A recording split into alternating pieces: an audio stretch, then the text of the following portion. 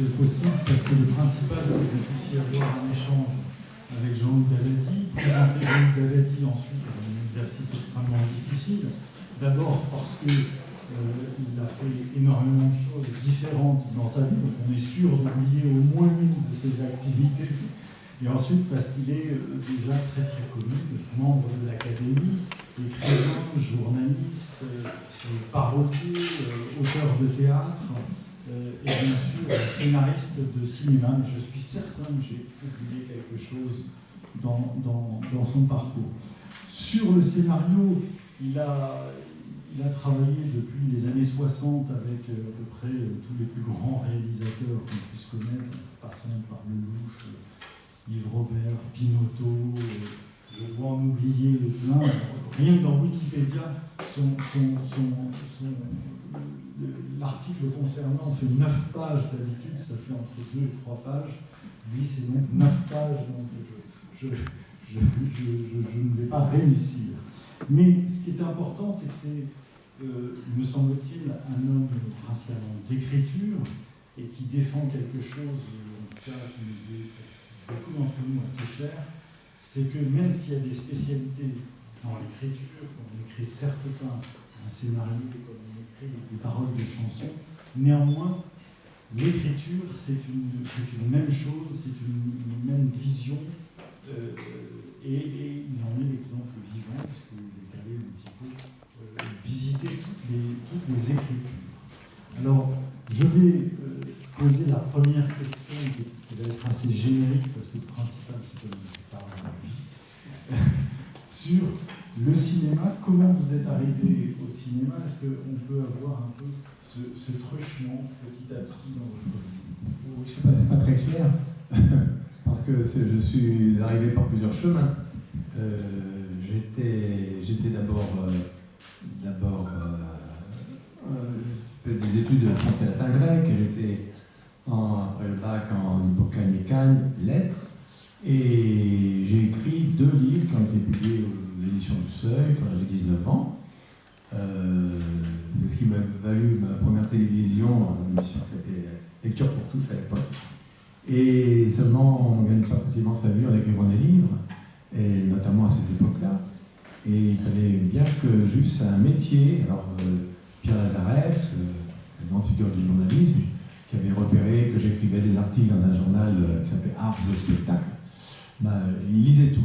Il avait lu mes livres, il lisait tous les articles, en tout cas, il m'a fait venir dans son groupe de presse. Le groupe de presse, François, Paris Presse, Elle, Candide, j'en oublie, plein de journaux. C'était un grand patron de presse, et c'est d'ailleurs le seul métier qu'on m'ait jamais enseigné.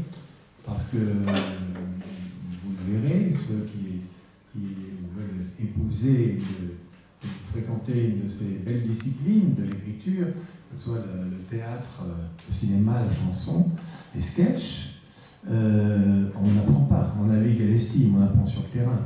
On apprend, oui, on va vous dire, faites une école de cinéma, moi je suis très contre ça. Parce que je trouve qu'il ne faut pas prendre de l'argent des gens pour leur apprendre des choses évidentes, parce qu'on n'enseigne pas l'imagination. Alors vous aurez appris université d'écrire Université de Valenciennes, amphi, J. Well, intérieur jour.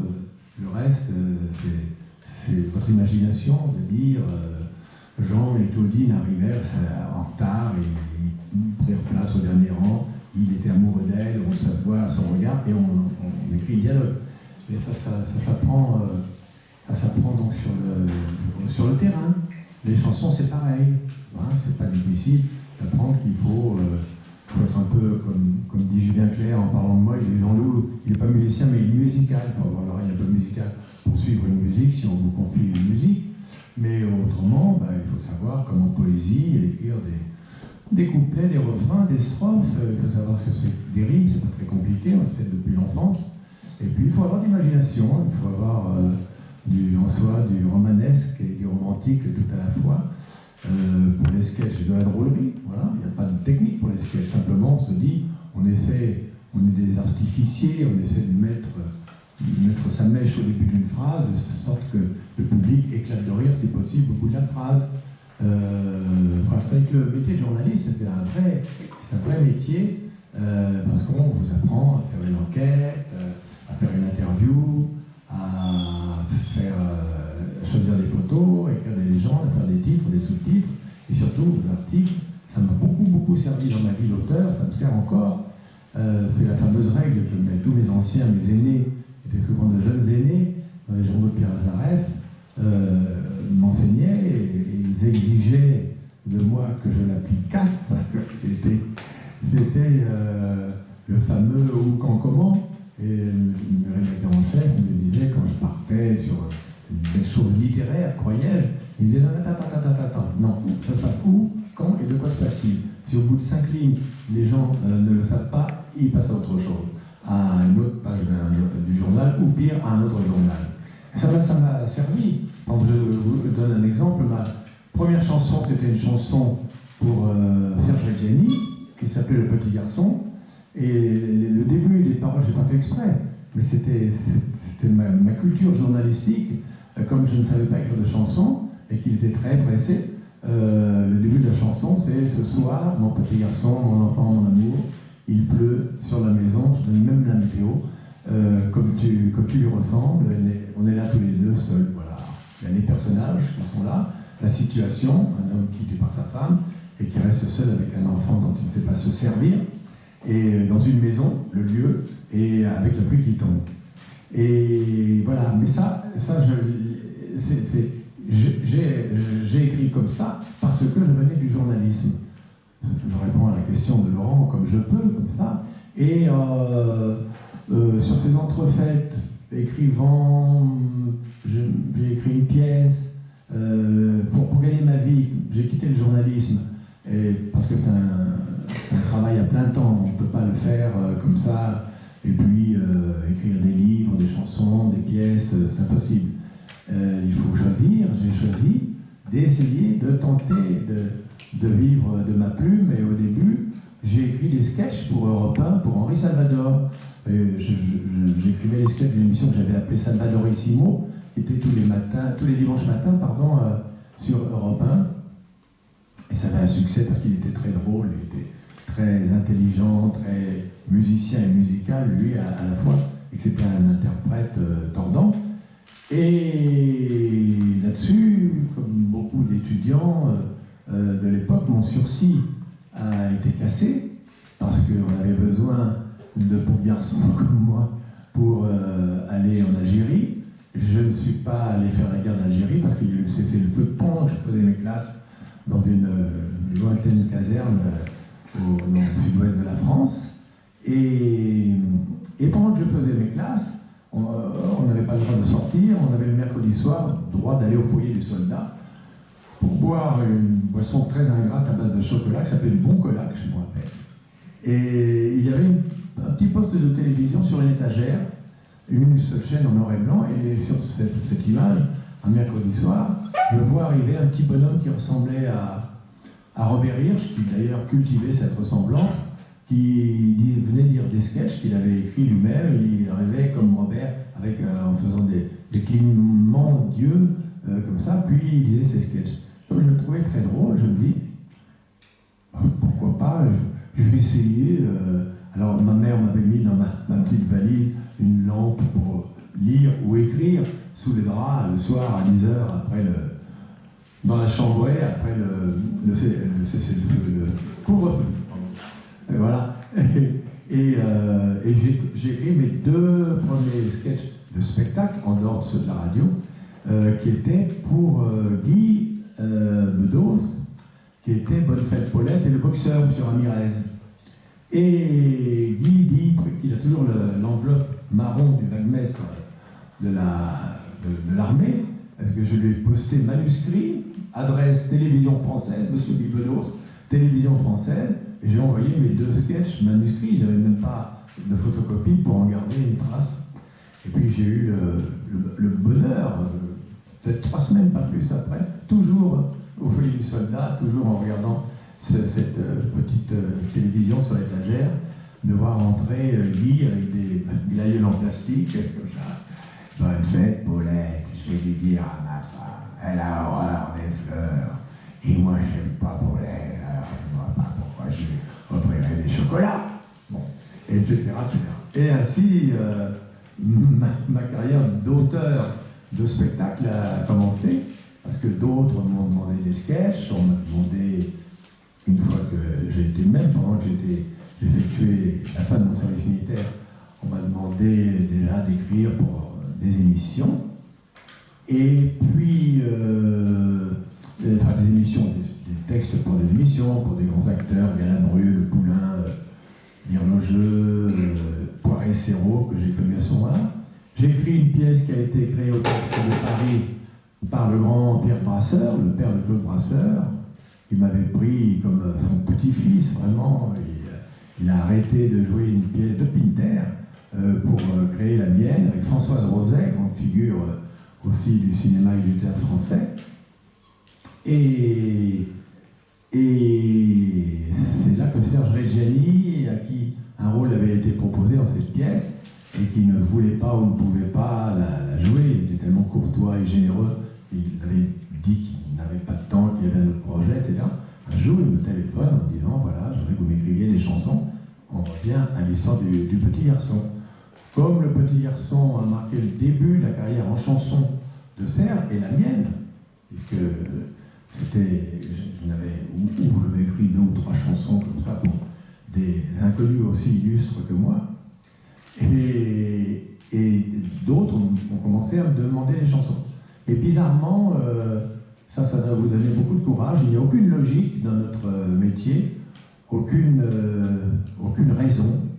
Le premier qui m'a demandé de lui écrire des chansons après que j'en avais écrit plusieurs pour Serge, l'Italien, Hôtel des Voyageurs, Et puis, etc., ça a été Michel Polnareff, qui m'a téléphoné un jour en disant, je voudrais que vous m'écriviez des chansons. Alors, je me rappelle toujours lui avoir dit, mais ça me fait, vous m'honorez beaucoup, mais j'écris les premières chansons que j'ai écrites pour Serge Reggiani. Il dit, oui, je les ai écoutées, justement, je voudrais que vous m'écriviez. Je lui dis, c'est pas du tout votre style, on est loin de la poupée qui fait non et tout ça. Et il me dit, alors lui aussi me dit, c'est pour ça, je veux changer, voilà. Et j'ai commencé à écrire pour lui une chanson qui s'appelait Tous les bateaux, tous les oiseaux, une autre qui s'appelait La maison vide. Et ça a été le départ d'un long compagnonnage qui a duré, qui dure jusqu'à maintenant, plus de 30 chansons. Et puis c'est comme ça que j'ai connu, que nous nous sommes connus avec d'autres interprètes, mon cher Julien Clerc, et Yves Montand et tant d'autres. Et Claude Sautet, qui aimait beaucoup Serge Reggiani, et qui connaissait l'auteur du Paul Guimard. Vous voyez, c'est complexe. Puis je vais arrêter, je passerai par mon jumeau pour répondre à votre question, mon cher Laurent, comment vous êtes arrivé au cinéma. Claude Sautet avait parlé de moi ou Reggiani lui avait parlé de moi. Claude Sautet cherchait un auteur, et au même moment, Paul Guimard, qui était un romancier assez connu, qui avait eu l'interallié avec un de ses livres qui s'appelait Les choses de la vie, Paul Guimard m'avait dit, j'avais rencontré parce qu'il joue aux cartes, il était un enragé du Gin Rami, et on était une bande de copains, comme ça, à se retrouver à dîner chez les uns ou chez les autres. Paul était mon aîné, mais nous nous aimions beaucoup. Et cependant que Benoît Drouot commençait à provigner ses terres du féminisme, dont elle est devenue après une grande jardinière, une grande papesse, comment dire, un très bon auteur. Alors Benoît nous laissait nous amuser à jouer aux cartes avec nos copains, et Paul me dit un jour, j'ai écrit ce livre, mon éditeur de Noël l'a proposé partout à des producteurs, personne n'en veut, donc on ne peut pas faire de film, est-ce que vous accepteriez d'en faire une adaptation pour pas d'argent? Alors, je lui dis, je vous remercie pour votre proposition, ça m'intéresse beaucoup, parce que j'aime beaucoup votre livre. Et puis il me dit, mais en revanche, vous viendrez passer, si vous voulez bien, 15 jours ou 3 semaines dans ma maison en Bretagne, un petit pays qui s'appelle Carcani, où je suis allé. J'étais un peu amoureux d'une de ses filles en même temps, alors ça, tout s'arrangeait. Et j'ai écrit un premier traitement que j'ai porté à Claude Sautet, en lui disant, vous connaissez tout le monde dans le cinéma, moi je connais personne. Et Claude, à l'époque, avait dit, je ne fais plus de cinéma, parce qu'il avait eu une très mauvaise expérience avec son deuxième film. Il avait fait un premier film avec Belmondo et Lino Ventura, qui s'appelait Classe Touriste, un policier excellent, en noir et blanc. Il en avait fait un autre qui s'appelait L'arme à gauche. Alors ça s'était beaucoup moins bien passé avec Lino, parce que le producteur les avait plus ou moins laissé tomber à la moitié ou aux 2/3, enfin laissé tomber, il était resté là en disant je ne peux plus payer personne, j'ai plus d'argent. Alors Claude en avait gardé un souvenir très amer, il avait décidé d'abandonner le cinéma et à ce moment-là il avait trouvé une autre activité qu'il jugeait aussi intéressante que le cinéma, à l'écouter, c'était de repeindre des appartements avec son beau-frère. Vous voyez ? Ah, tu peux pas savoir, c'est merveilleux, on est bien, on est tranquille, on va au bistrot à midi, quand on débouche, on débraye le bonheur, on n'est pas emmerdé par tous ces producteurs et tout ça. Alors, je lui ai dit, je suis quand même, on attendait quand même un autre de venir de toi quand même. Alors, parce qu'on va s'emmerder, etc. Alors je lui demande de me faire un cadeau de lire mes 80 pages d'adaptation des choses de la vie, pour qu'il me dirige vers un de ses copains metteurs en scène, pour dire qu'il faut le présenter à un tel et à un tel. Parce que ça avait été refusé déjà par Schoendorf et par mon cher Alain Cavalier, qui après m'a dit, tu sais, j'ai mal vu, je regrette. Je comprends tout à fait, on fait tous des erreurs de ce genre, on refuse des choses dont on s'aperçoit après qu'elles étaient intéressantes, voire très intéressantes. Heureusement, nous avons le droit à l'erreur. Parce que moi, je réclame toujours. Alors Claude, lit ça, c'est pas qu'il le lit, il le donne à lire à sa femme, j'ai appris après, mes 80 pages. C'était un samedi, je lissais ça sous son paillasson. Il habitait avenue des Gobelins à Paris, à l'époque où il n'y avait pas de code pour entrer dans les maisons. Et il avait donné ça à sa femme, Graziella, pour qu'elle le lise. Et elle lui avait dit, avec son charmant accent qu'elle avait, Claude, il faut absolument tu le lises toi, parce que c'est peut-être intéressant pour toi, t'as beau dire que tu ne veux plus faire de cinéma. Et le lundi matin, son coup de téléphone inoubliable de mon Claude Sautet, qui me dit, je veux refaire du cinéma, et je vais le faire avec ce film. C'est ainsi que nous avons, j'en arrive à ma réponse, que j'ai commencé au cinéma, vraiment commencé, avant j'avais fait des petites choses, mais là j'ai vraiment commencé à scénario et dialogue avec Claude Sautet. Nous n'étions pas au bout de nos peines, c'était déjà quelque chose de se rencontrer, c'était bien précieux, et ça a occupé une grande partie de notre vie après. Mais après, alors là j'écris le scénario définitif, en présence tous les 4 jours ou 5 jours de mon metteur en scène, et quand il a été terminé, le scénario, on a essuyé un nombre de refus d'acteurs absolument incroyable. Le nombre de râteaux qu'on s'est pris avec notre scénario, et certains, à nouveau, Claude ronchonnait, plus que ronchonnait, parce que ses meilleurs amis, Lino, avec qui il avait fait ses 2 premiers films, il n'en a pas voulu. Montand, il n'en a pas voulu. Pour le rôle de la femme, notre chère Annie Girardot, il n'en a pas voulu. Je ne sais plus encore qui. Tout le monde nous refusait les 2 rôles. C'est ainsi que Claude, un jour, me dit, il y a cette actrice-là, Romy Schneider. Alors moi, évidemment, j'ai eu la réaction de tous les idiots que tous les idiots peuvent avoir au passage, de dire « Ah non, si, impératrice, ça ne peut pas donner tout ce mal pour faire... » Il me dit « Non, attends, j'ai vu des rushs, on appelait les rushs à l'époque, c'était les premières épreuves des vivantes filmées, des films qui se tournaient la veille, on les voyait en studio pour faire ce que les techniciens appellent du choix. Et il dit, j'ai vu les rushs d'un film de Ray qui s'appelle La Piscine, avec Delon, elle est formidable, Alors, bon, évidemment, je lui ai fait confiance, et puis je trouvais que c'était une belle femme. Je ne savais pas comme actrice comment elle pouvait être en dehors de Sissi impératrice. C'est après que j'ai découvert pendant une longue époque de ma vie et de la sienne quelle très grande actrice, très grande artiste Romy était. Et la même chose pour le rôle de l'homme. Comme tous nos amis acteurs, on disait pas bankable heureusement à l'époque, mais qui étaient sur qui les producteurs et diffuseurs acceptaient d'investir, nous refusaient le rôle. Alors là, c'était moi qui avais eu l'idée de dire, il y a Michel Piccoli, je ne sais pas si tu l'as vu dans le Don Juan, tourné à la télévision en noir et blanc par Marcel Buval, avec Claude Brasseur en Sganarelle. Il est absolument admirable, il y a une finesse, une profondeur, une voix, une élégance, etc.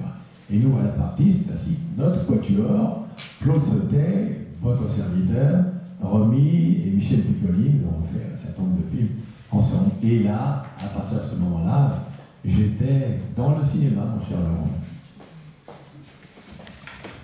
Et vous avez tenu bon, parce que c'est pas facile d'avoir un traitement refusé par tout le monde. Bon, non, mais ça fait partie de notre vie, ça arrive aussi pour les chansons, ça arrive pour les pièces, ça arrive pour tout. C'est le droit de chacun et de chacune de refuser, de n'avoir pas envie, de se, comme ils disent quelquefois poliment, de ne pas se voir dans le rôle, vous voyez. Et là, je voudrais faire un peu une petite interruption avec votre permission. Je voudrais savoir qui vous êtes, vous. À qui je parle, là? Alors, est-ce qu'il y a quelqu'un qui vous n'a pas voulu venir vous asseoir près de nous, même de loin? Dites-moi d'où vous venez. Alors, les plus jeunes, c'est les élèves. Ah oui, répondez pas, alors, passez pour les faire parler. Alors, personne ne veut parler. Bon, on va faire une bande de muets, nous voilà bien. Moi, je suis venue accompagner ma fille, qui est ici à l'université. Très Quand bien. elle m'a dit qu'il y avait Jean-Louis Dabadi qui venait en masterclass, j'ai dit quand même, c'est pas à pas rater. Et qu'est-ce que vous faites à l'université? Ben, c'est ma fille qui y est. Oui, j'ai bien compris. Et toi? Je suis en première année de licence culture, administration et médias, pour après faire du journalisme aussi. Très bien, Donc, très bien. Moi, je suis réalisateur de films et vous avez changé ma vie avec Clara et les Chic Types, ah. qui est un, oui. qui est un scénario qui m'a donné envie d'écrire. Ah, c'est vraiment très gentil, merci beaucoup. C'est très gentil.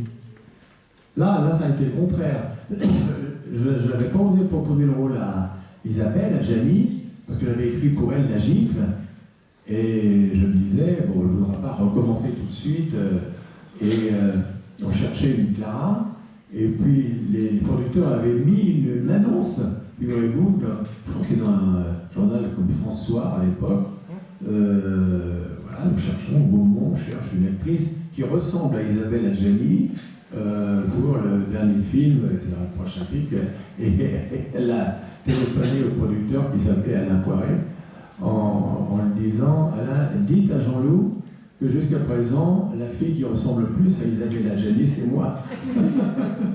C'était très gentil, et elle a accepté le rôle, qui est un, puisque vous me faites l'honneur d'en parler, un rôle un peu à équipe, ça, c'est pas un rôle principal, encore que ce soit le sujet principal. Alors, et vous là-bas, qui êtes au fond? Vous, voilà. Que faites-vous? D'où venez-vous? Pourquoi vous vous êtes pas trompé d'endroit? Bon. Elle vient du collège Carpeau et on est venu ici avec une prof de formation musicale pour assister à la présence. Très bien. Les musiciens sont plutôt de ce côté-là. Oui, C'est ça. les jeunes, ceux qui sont terminés du conservatoire, surtout. Tous les musiciens. D'accord. Et alors, dans les jeunes qui sont là. Moi, je vais accompagner ma fille qui est passionnée de cinéma. Ah, vous faites école de cinéma en quelque sorte. Je suis en première année. D'accord. En première fois, vous avez dit? Première année, littéraire. Ah oui, d'accord, bien. Ça vous plaît? Oui. Vous regrettez pas le choix? Très bien. Très bien. Il y a Alors, quelques étudiants de licence de lettres quand même, voilà, qui sont venus, d'autres sont en cours. très bien. Alors poursuivons. Je vais peut-être laisser la parole à droite parce que l'heure tourne et puis je suppose qu'ils ont aussi s'exprimer peut-être pour des questions. Alors moi, ce que je voulais éventuellement proposer comme question, c'était le fil d'intersection qu'il pouvait y avoir dans l'écriture, entre l'écriture des chansons et du cinéma. Alors, j'ai vu plusieurs combinaisons possibles. D'abord, dans ce que Jean-Louis Dabadi a produit, il y a les chansons de films, du type la chanson d'Hélène, qui n'est pas entendue dans le film. J'en ai écrit peu. Hein. Oui, mais justement, donc, il y a ce type de chanson. Il y a